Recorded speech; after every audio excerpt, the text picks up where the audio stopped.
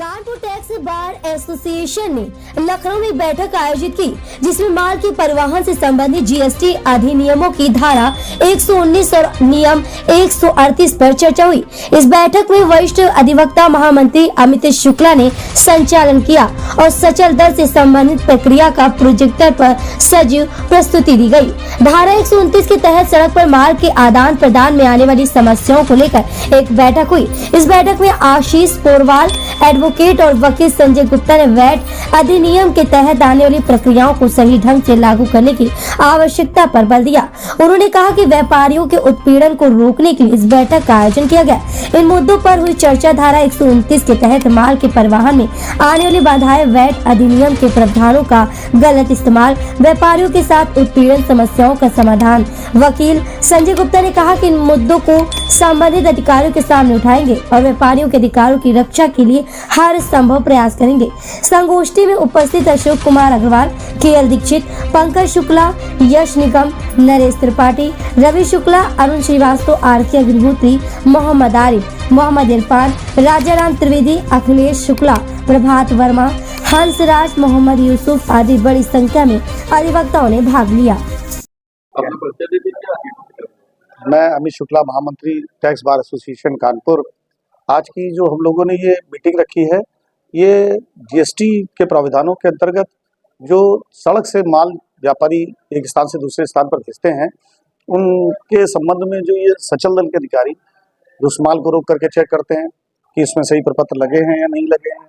अगर उनके प्रपत्रों में कोई गलत गतिविधि पाई जाती है तो उसको गाड़ी को रोक करके अपना उस पर जमानत जमा करा करके उसको मुक्त कर सकते हैं, उस पर पेनाल्टी लगा सकते हैं। इस प्रकार से ये कार्य होता है। क्या मांगे सरकार? सरकार से सिर्फ इतनी मांग है, हालांकि ये समय समय पर हाई कोर्ट और तमाम कोर्ट्स इस बात को दिशा निर्देश जारी करती रही है।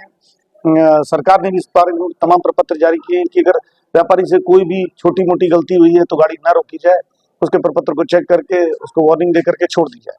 लेकिन इस तरीके की बात को अपने यहाँ सचल दल के अधिकारी उसको मानते नहीं है और सरकार से हमारी सिर्फ इतनी मांग है, सरकार व्यापारियों के इस छोटी मोटी गलतियों के लेकर के अधिकारियों को दिशा निर्देश जारी करे कि वो गाड़ियों को ना रोकें। हाँ, जब अगर कोई मंशा है, मंशा का साथ काम किया जा रहा है कि नहीं, टैक्स को चोरी करने की मंशा के साथ काम किया जा रहा है, तो उसको जरूर पकड़ें, तो उसको जरूर प्रताड़ित दंडित करें। धन्यवाद। आशीष पोरवाल, एडवोकेट, कानपुर से हूँ। आज की गोष्ठी मुख्य तौर से व्यापारियों द्वारा जो माल परिवहन किया जाता है, उस समय उनके साथ माल के साथ अगर माल का मूल्य 50,000 से ऊपर होता है तो बिल टैक्स इनवाइस के साथ साथ नियम 138 के अंतर्गत ई-वे बिल भी अटैच करना पड़ता है।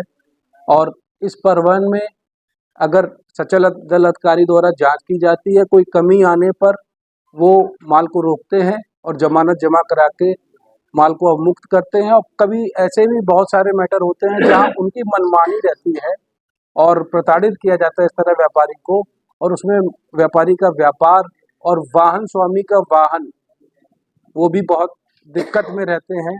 उनका माल भी रुका रहता है और ट्रक भी उनका रुक जाता है। इस तरह से इसमें वर्तमान में काफ़ी प्रताड़ना है व्यापारियों के लिए।